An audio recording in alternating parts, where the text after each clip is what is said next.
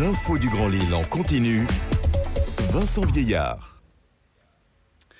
18h sur Grand Lille TV, bienvenue à toutes et à tous dans ce nouveau flash d'information en direct et on commence bien sûr avec vos prévisions météo pour ce mardi soir. Alors des éclaircies sont venues égayer l'après-midi, le temps lui devrait rester sec jusque cette nuit où la pluie va s'inviter aux alentours de 3h du matin.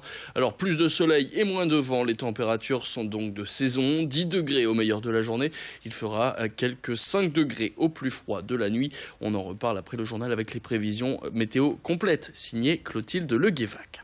Vos conditions de circulation maintenant, regardez cette carte et vous voyez que tout d'abord l'accident sur la 23 au niveau d'Orchy a bien été enlevé des routes. Malheureusement les répercussions se font encore sentir notamment sur la nationale 227 en direction du sud au niveau de Villeneuve-d'Ascq. Quelques autres ralentissements mais cette fois dus aux sorties de bureaux, tout d'abord sur le périphérique est, sur la rue du Général de Gaulle à la Madeleine dans les deux sens, sur l'avenue de l'Hippodrome dans les deux sens là aussi, sur la 25 en direction de Dunkerque au niveau du croisement avec la rocade nord-ouest ou encore sur la nationale 41 en direction de Lens. Enfin, la 1 n'est pas épargnée, notamment dans le sens en direction de Paris et au niveau de Fâche-Tumélisle. Soyez donc vigilants si vous devez prendre la route en ce mardi soir. Et vous êtes de plus en plus nombreux à délaisser votre voiture pour éviter les bouchons d'ailleurs et pour prendre le vélo quand c'est possible afin de faire la route entre la maison et le boulot. Cette idée est de plus en plus poussée par les pouvoirs publics afin de limiter la pollution, mais aussi développer les efforts physiques et désengorger les axes routiers, c'est ce qu'on vient de voir. Ces dernières semaines, l'État a annoncé une aide concernant les achats de vélos neufs. Plus localement, c'est la MEL qui a décidé de filer un coup de pouce aux cyclistes qui souhaitent là aussi investir. Et l'idée a fait des petits dans la métropole lilloise et désormais c'est la ville de Marcq-en-Barœul qui propose une aide similaire. Donc l'objectif, renforcer cet usage du vélo pour les déplacements, notamment ceux entre le domicile et le travail. Reportage Idil Gunaï. La ville de Marcq-en-Barœul a décidé de frapper fort pour inciter à l'utilisation des transports doux.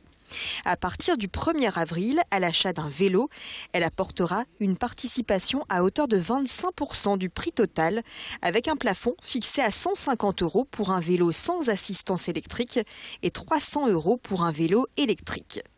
Une aide identique à celle proposée par la MEL, la métropole européenne de Lille, d'autant plus qu'elle sera cumulable. Autant bénéficier de la double opportunité qu'ont les administrés pour acheter un vélo. Et donc, on a adapté notre aide à celle de la métropole européenne de Lille pour qu'elle ait une cohérence, pour la doubler, pour motiver 2 fois plus nos concitoyens à choisir ces solutions-là. On pense que ça marche dans les pays plus nordiques où il fait plus froid, où le climat est moins sympathique que le nôtre. Donc il n'y a pas de raison que ça ne marche pas chez nous, ça doit marcher chez nous. Il faut qu'on l'incite et c'est ça le rôle des pouvoirs publics, c'est d'inciter des nouvelles démarches. Une aide qui s'adresse aux Marquois et au personnel municipal. Du côté des marchands de vélos, l'affluence est en hausse ces derniers temps. Les annonces de la MEL et de l'État commencent à se faire entendre.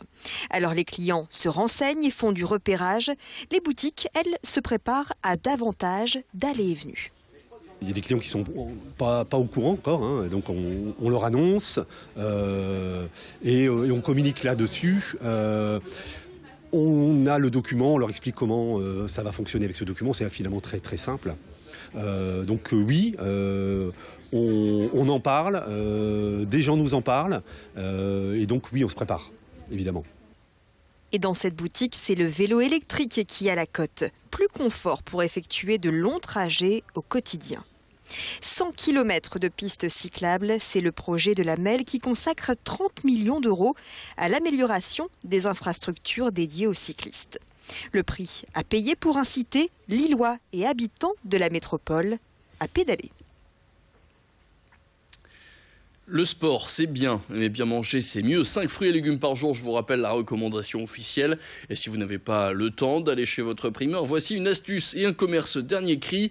Direction Villeneuve-d'Ascq. Il y a 3 semaines, Julien Delacroix a repris et rouvre cette enseigne installée au 99 rue Gaston Barat. C'est d'ailleurs la 3e génération à la tête de ce célèbre commerce. Alors son idée, maintenir ce commerce ouvert alors qu'il est connu de bon nombre d'habitants. Mais Julien a également eu l'idée de le développer sur Internet à la manière un petit peu d'un drive. Alors l'idée, vous commandez sur le site internet aumaraicher.com, puis vous choisissez la date de retrait, un créneau horaire particulier, et tous les produits proposés sur internet sont les mêmes qu'en magasin et au même prix. Bref, un nouveau commerce mais qui se diversifie. Alors pour l'instant, le nouveau gérant doit tout gérer tout seul, mais plus pour longtemps puisqu'un de ses amis va lui prêter main forte. Les deux amis vont donc devoir gérer plusieurs professions en même temps pour pouvoir gérer cette nouvelle enseigne. Louis Caillé. C'est une période un peu compliquée niveau ressources parce que pour l'instant je suis encore seul dans le magasin, on sera vite deux avec un ami. L'idée c'est de se répartir les tâches au mieux possible puisqu'il y a effectivement la vente, il y a les achats, il y a ce côté maintenant référencement des produits sur le site internet, préparation des commandes, donc on va dire qu'on sera tous les deux multicasquettes et c'est ça aussi qui est intéressant aujourd'hui, c'est de ne pas avoir un seul métier mais plusieurs métiers. C'est un peu ce que je recherchais depuis toujours, puisque dans mes précédentes expériences, je me lassais très rapidement de mon quotidien en fait. Et aujourd'hui, c'est plus le cas, puisque finalement, j'ai pas un métier, mais j'ai plusieurs métiers. Et puis après les fruits et les légumes à emporter, voici les champignons à faire pousser chez vous. Gabriel et Jürgen sont deux associés belges et ils viennent de lancer en octobre dernier un kit pour cultiver des pleurotes à domicile. Alors vous recevez vos champignons dans ce kit fait main Made in Hauts-de-France. Les pleurotes poussent sur du marc de café récolté chez les restaurateurs. Il permet aussi la valorisation des déchets et la création d'un produit sain et délicieux, à en croire Louis Caillé qui a pu les goûter. Alors le mode d'emploi c'est tout simple, il suffit de vaporiser de l'eau sur le kit 2 fois par jour pendant 7 à 10 jours afin de récolter votre première pousse. À terme, d'autres kits verront le jour, notamment avec d'autres types de champignons. Tous les secrets de fabrication, c'est la cofondatrice de Pleurette, Gabrielle Radou, qui l'expliquait à Louis Caillé. Et à un moment donné, ça va s'arrêter parce que le champignon aura mangé tout ce qu'on lui avait mis. Après, c'est aussi cas par cas. C'est le champignon qui décide, c'est la nature. Nous, on propose 2 à 3 récoltes.